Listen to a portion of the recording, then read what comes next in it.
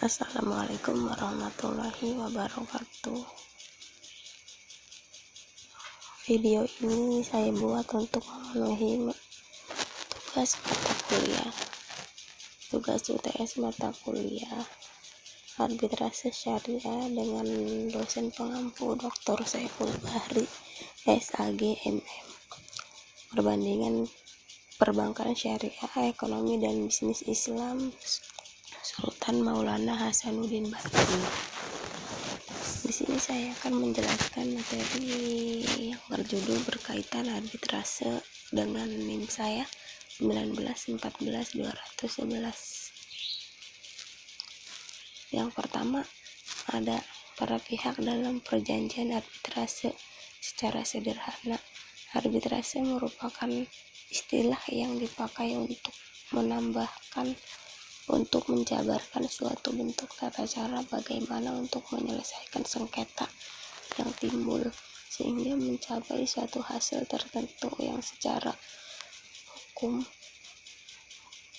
secara hukum final dan meningkatkan persyaratan yang utama bagi suatu proses arbitrase, yaitu kewajiban pada para pihak membuat suatu kesepakatan tertulis atau perjanjian arbitrase, arbitration clause atau arbitration agreement, dan kemudian menyepakati hukum dan tata cara bagaimana mereka akan mengakhiri penyelesaian sengketa. Berdasarkan rumus, ada 3 hal yang dapat dikemukakan Undang-Undang Nomor 30 Tahun 1999.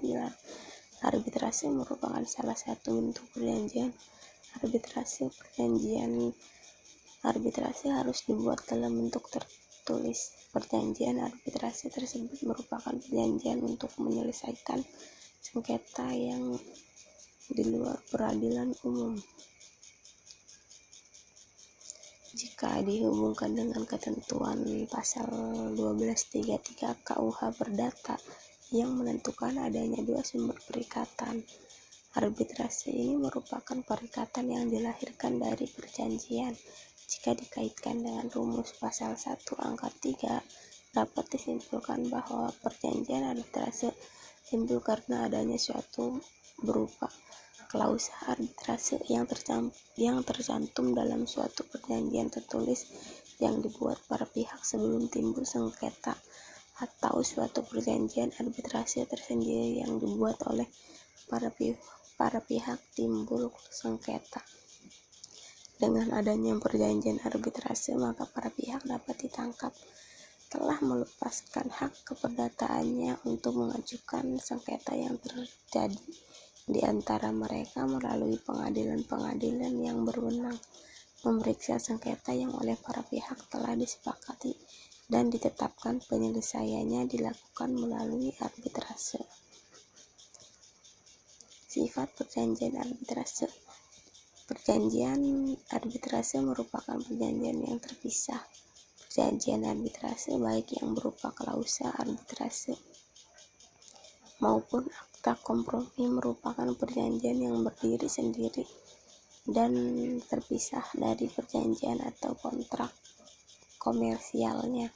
Sifat keterpisahan perjanjian arbitrase dari perjanjian atau kontrak komersialnya ditegaskan dalam pasal 10 huruf H UU AAPS yang menyatakan bahwa suatu perjanjian arbitrase tidak menjadi batal disebabkan oleh keadaan antara lain berakhir atau batalnya perjanjian pokok sebelum berlakunya UU AAPS. Sifat perjanjian arbitrase. Apakah perjanjian yang terpisah dan berdiri sendiri dari perjanjian atau kontrak komersial yang disikapi secara beragam oleh para ahli hukum. Beberapa ahli hukum memandang perjanjian arbitrase merupakan perjanjian asesor dari perjanjian atau kontrak komersialnya. Yahya Harapan misalnya menganggap perjanjian arbitrase bersifat asesor. Pasal 10 huruf H UU AAPS.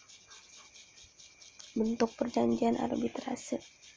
dalam pasal 7 sampai 11 Undang-Undang Nomor 30 Tahun 1999 maupun dalam konversi internasional dikenal dua bentuk klausula arbitrase, yaitu Pactum de Compromis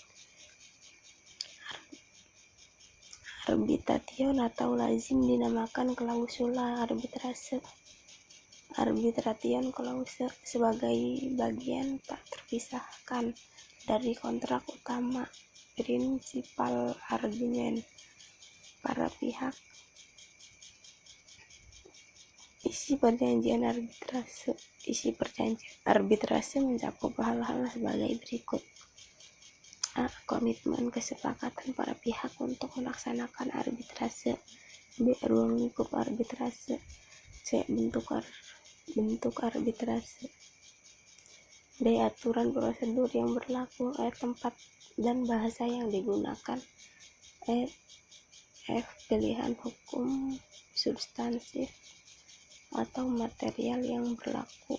W. Stabilisasi dan kekebalan bila relevan. Mungkin cukup sekian dari saya, kurang lebihnya mohon maaf.